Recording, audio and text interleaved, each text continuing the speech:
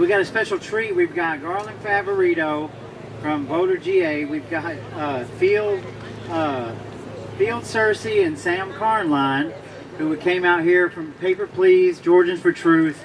We're going to let them do a presentation. We got a little special something right after their presentation. And we do have a few more speakers. We've got a Shockey Nichols coming up to perform, so just bear with us because we're running behind. We appreciate y'all hanging out. We want to get everybody up here, and then once we're done, we'll end with some music. So come on up, guys. These guys are fighting extremely hard against the deep state of Georgia for election integrity, and I'm telling you, they're excellent people. Come on. Thank you, Roy, and thank you, Lucretia and Dave, for making this event possible. My name is Field Sercy. I'm from Grady County. I'm with Georgians for Truth. We're called the Grady County Boys, and Sam will follow up in just a moment. He's my partner and co-founder with the Georgians for Truth. Just want to bring you some, I'm going to give you the bad news first, okay? It's been 8,144 days this November 5th that Georgia has been under an unconstitutional electronic voting system. 22 years.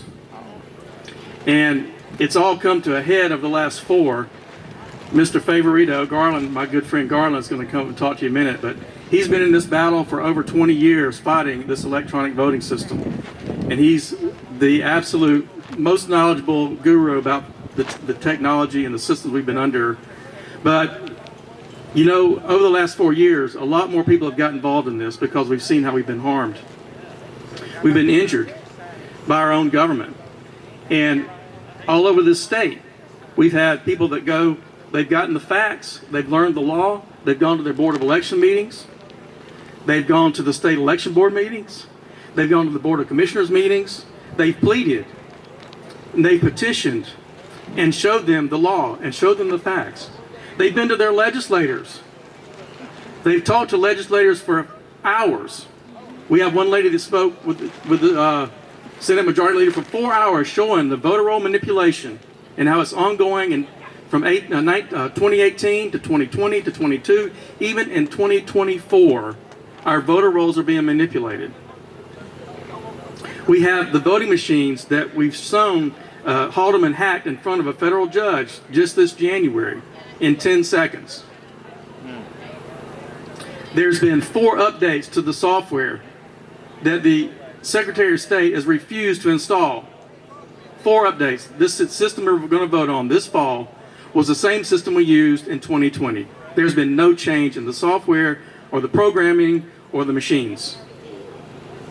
And add on top of all that, we've got violations of election law by counties and by the Secretary of State, carried all the way to the State Election Board and slow rolled for years. And finally, we get some answers and we get some justice and we get slow rolled again. But it's not over. We're still going to keep kicking and keep fighting.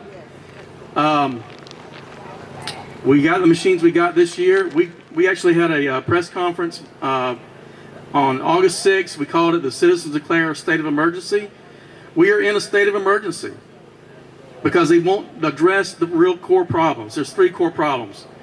The electronic voting violates our rights. It's unconstitutional, cannot be verified by the voter. Number 2, the voter roll manipulation at the county level, and the counties don't even know it's happening. It's being done centrally.